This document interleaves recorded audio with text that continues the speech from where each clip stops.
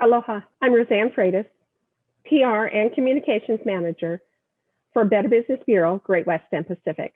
And I'd like to welcome you to the BIA-Hawaii Virtual Expo. Today, we're going to talk about hiring a contractor.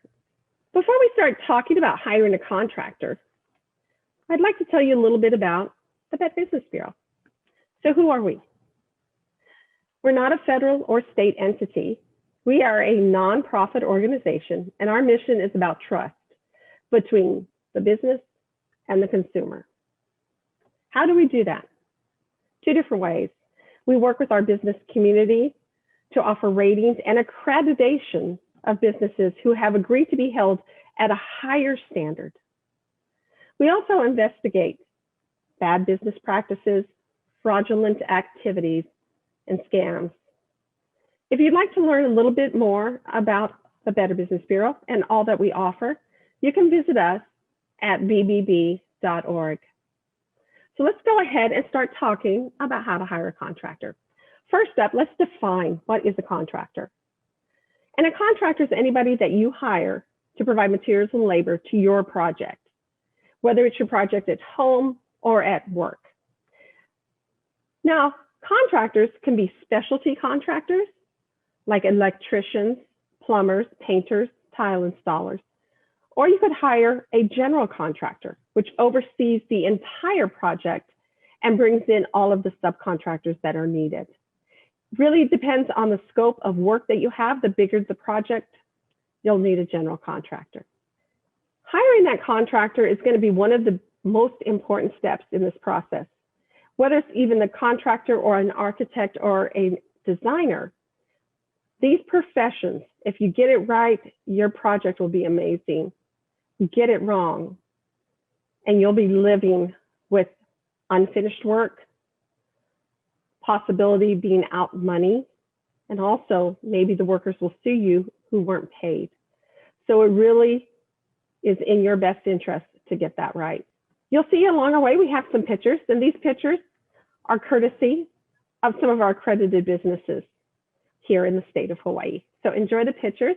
And now we're going to work on some tips when hiring anybody to work, whether it's in your home or your place of work. First up, you have to do your research and you have to gather all that information.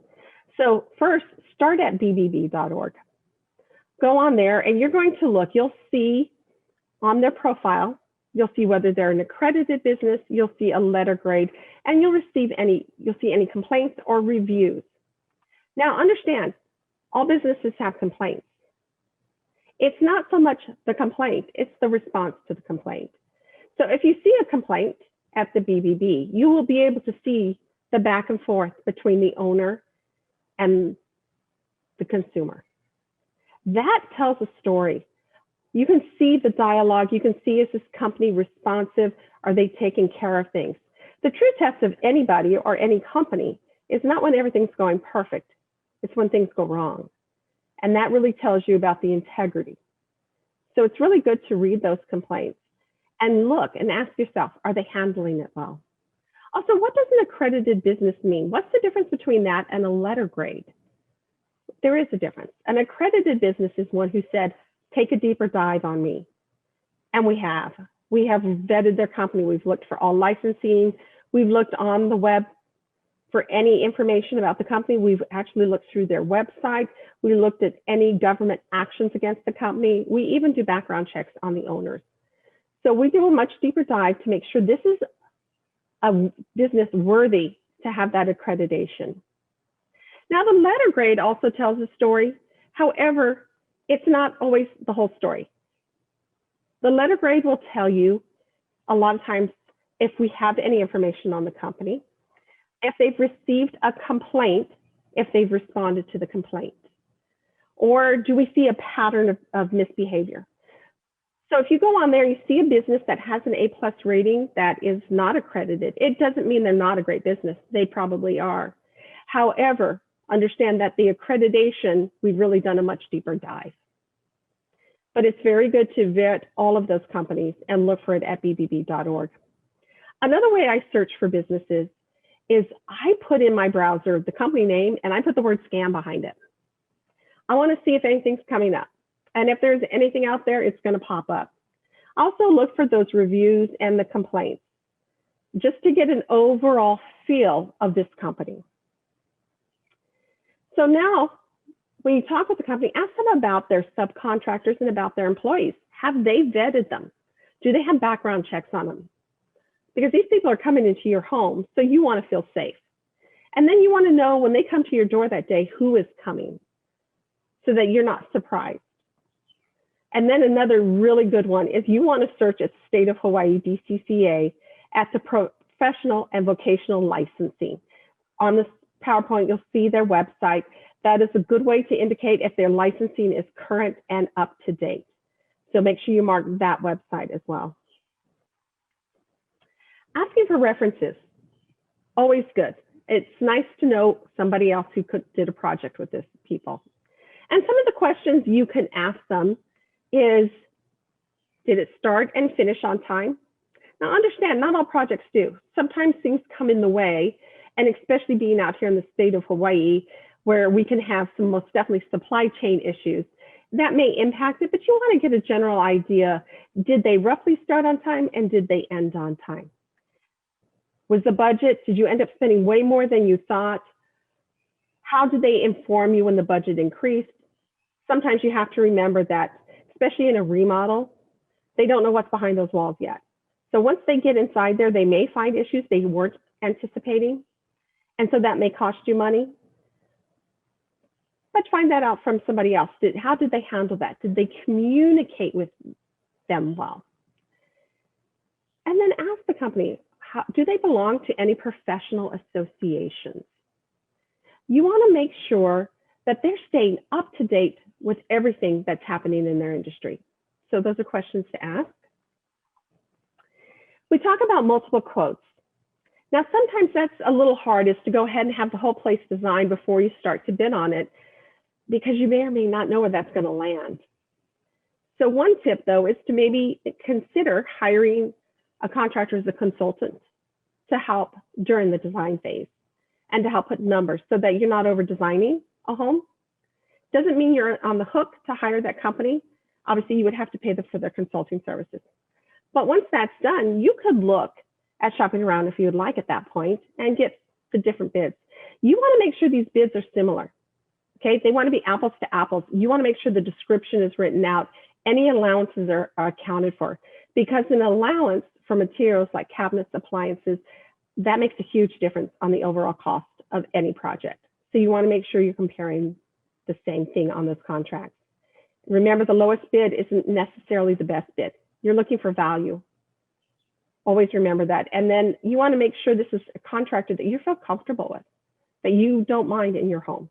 All of that needs to be taken into consideration. Everything you do, you want to get that in writing. You always get estimates in writing, and do not let any work begin at your home before you have that written contract in place. Also, specifying the contract, who is getting the permit. Is it the architect? Is it the designer? Is it the contractor? Or is it you, the homeowner?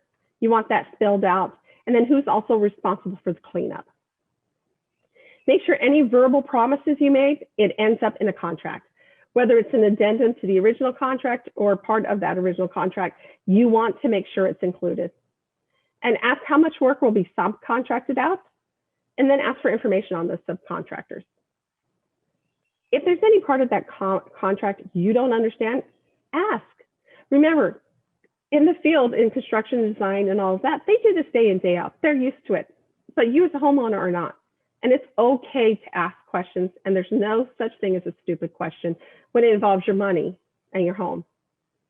And then never sign an incomplete or partially blank contract. It's just like signing that blank check. You need everything filled in, and you need everything in writing.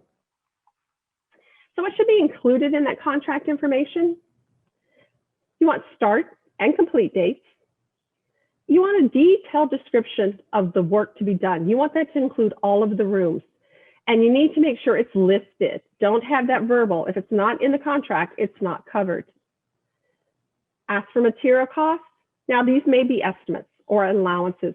And if they are allowances, you need to make sure that allowance covers the type of finishing that you would like. Ask about payment arrangements. That needs to be in the contract, when the payments are expected, and any warranty information on the project.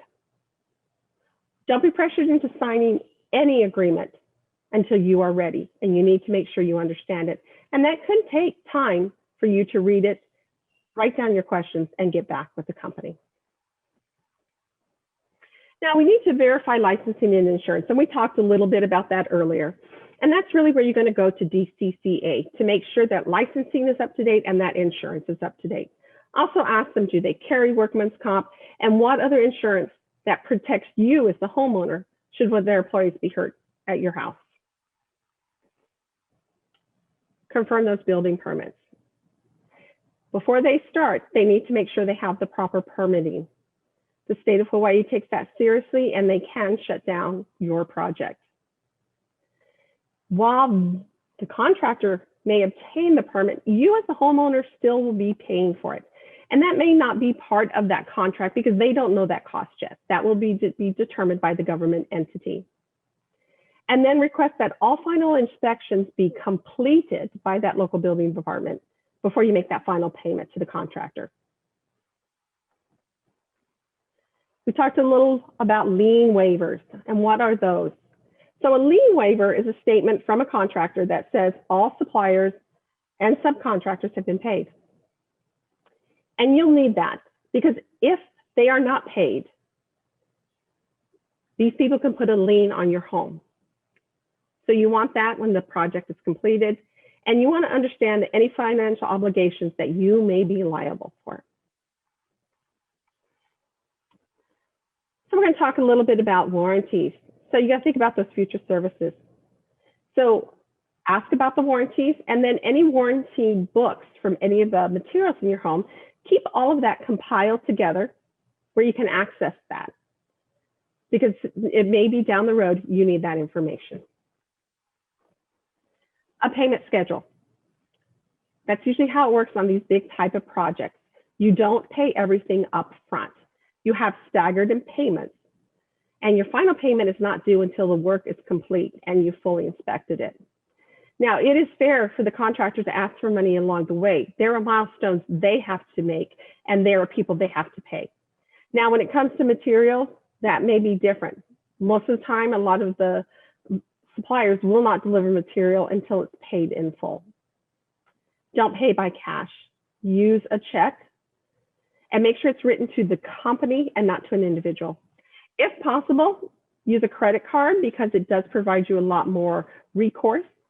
However, a lot of times contractors won't accept a credit card, so make sure you at least write a check. When the project's done, you want a receipt for everything that you're going to need. You want that receipt to say paid in full to show that you have finished paying it off. And then you're going to hold on to the receipts and that contract. Keep them stored away. Because down the road, that actually may impact your taxes should you come to sell your home. So you need to keep all of that information together and make sure you have copies of it. So that was a quick run through of how to hire a contractor. We at BBB will be in the booth all weekend on Friday, Saturday, and Sunday. So you can come, drop by, and ask us questions. If you are unable to do that, you can reach out to me at roseanne.freitas@thebbb.org, or you can call and talk to one of our customer care people at 808-536-6956. Remember, before you shop for anything, you have to start with trust, and you need to be able to trust that company. Go to bbb.org to begin that start and look for an accredited business. Thank you so much for joining me and the BIA-Hawaii Virtual Expo. Mahalo.